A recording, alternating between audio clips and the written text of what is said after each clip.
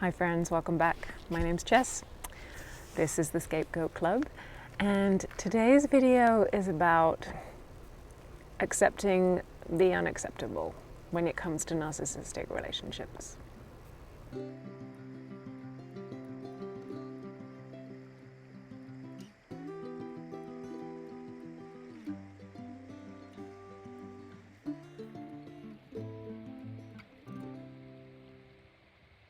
Hi guys, welcome back. I hope you're having a fabulous day, as it is here. In today's video, I wanted to talk about how to get any kind of closure or some kind of closure when you're dealing with the end, or maybe you're still in some kind of narcissistic relationship, but you just need to kind of box it off in your head and find some way to rationalize what's happening. I know that if you're in these situations or you're just figuring out what you're dealing with, it's just so incredibly hard. If you're dealing with someone who has betrayed you, it's just awful to think about how to move on from that. There's all sorts of thoughts of injustice and wanting revenge or wanting some kind of karma to come back into the equation so that the person doesn't get away with the hurt that they have caused you or caused other people. Maybe the person you're dealing with is just incapable of telling the truth, or they'll pick and choose the truth depending on what the situation is and what suits their needs. It's really, really frustrating, again, because it goes against, I think, our values as humans and our social norms in order to get along with people. Most of us figure out that you can't do that, and if you do that, then you aggravate people, or you alienate people, or it's just, it feels bad when it happens to you. But this is the pattern that narcissists use, and it's just so frustrating, especially if you're dealing with it often or you've been dealing with it for a long time. It's crazy making. Other patterns that are really frustrating are things like when one rule applies to the narcissist and the other rule applies to you. Again, where's that fairness? Where's that equality? Where's that just the idea that we're all human beings and we all have needs and we all have wants, and that we as non-narcissists are entitled to having ideas and dreams and goals and aspirations and, as I said, needs that need to be met. We need to look after ourselves, and yet that's just not okay with some people. So dealing with these types of patterns for a long period of time, or over and over again, or living with them, is really incredibly confusing. And it's incredibly frustrating. And I think when we start to realize what's going on, when we clue in that we are dealing with some kind of personality disorder, it helps in some way because we have a reason, and we have there are patterns that we can then predict, and there are medical reasons and scientific reasons why people act in those ways.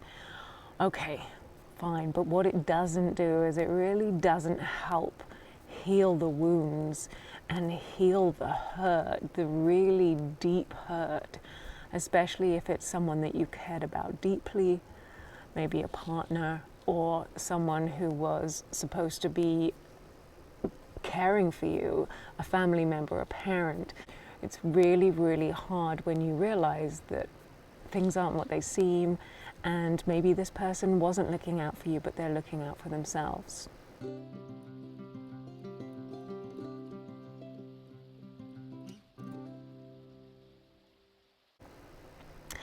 So the emotions that go around this kind of discovery they're numerous. It'd be a whole other video to talk about this, but it is confusion. There's a lot of grief around the fact that we have to let go of a relationship, or the idea of a relationship that wasn't really there in the first place.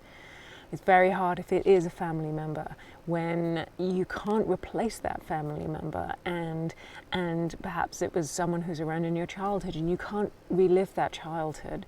There is a real sense of loss, there's damage, there's anger that it would happen to us, what did we do, all of those things, really frustrating. So what do we do, and how do we move ourselves on from this situation where we think about them, we ruminate, we just go over and over and over in our head what we did wrong and how we could fix it? Well, I think the first thing to remember is that we can't fix it. It is a type of mental illness. It's very, very rare that something like narcissism ever gets diagnosed or treated and the prognosis isn't good. It's very unlikely that these types of people change, because they don't need to change. They're actually kind of happy with how things go, and they don't have that empathy and that insight into how it affects other people and their relationships to give them that impetus to change. So remembering that we can't change it is a key step. Remembering that it's not our fault is a key step. And I think another key step in this process is, I've heard it called radical acceptance and perhaps forgiveness, but for me, it's accepting the unacceptable. I think for me to be able to get over my experience and to be able to move on with my life is that I have to really deeply accept something that I find completely, utterly unacceptable. And to get any kind of closure around this, I have to get my head around the fact that it is what it is. It's not okay with me. It goes against all of the values and the way I live my life. It goes against everything that I think is good in the world. But I have to accept it. And accepting the unacceptable for me is, I don't know, maybe it's my life challenge. So how do I do that? If that's what I need to do, and if this resonates with you, what would that look like for you? And obviously, all of our situations are different. But I think for me, there's a few key ideas that I'm trying to keep in my head. The first one is to try not to give them any more mental space than I have to.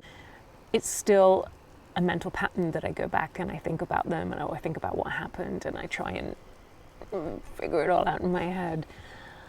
But what I'm trying to do now is, if I catch myself thinking, I try and draw myself away and say, Chess, this isn't working. You know, again, you have to accept this. Just distract, just move on. No amount of thinking. If thinking would fix this, it would be fixed by now, because I have thought about it so much, so hard for so long. Thinking isn't going to fix it, so let's not do that anymore. So distraction, and then taking the energy that I was putting into thinking about it and putting into trying to fix a relationship. Let's take that energy and focus it back on me. If you can focus it back on you, what do you want in your life? What are you missing? What didn't you do when you were in this relationship? What was not allowed, and what was not acceptable? And even if you don't know, because you were in that relationship for so long, thinking about getting to know you and what you really want and what you really need, and getting in touch with that core sense of authenticity and who you are. For me, that is part of this accepting. It is what it is, but I'm still me, and I can live my life according to who I am and what my values are and what is true and right for me. And yeah, it doesn't line up with those people in my life, and that's really sad. And I get to grieve that too. But I also get to, no, I have to. I now owe it to myself, now that I know, now that I'm out of there, to move on and to take the path unknown, to accept something that I really don't want to accept, but to close that door and to move on with the rest of my life. I don't know how it's going to work. I don't know if I'll ever succeed. Maybe it'll just be my job for the rest of my life, just to keep reminding myself. But you know what? It's a good reminder. It's good to remind myself that I want to speak truthfully, that I want to be honest, that I don't want to hurt people, that I don't want to use people, that I want to be authentic to me, and I want to try and be as kind and as decent as I can. That's a good thing to remember.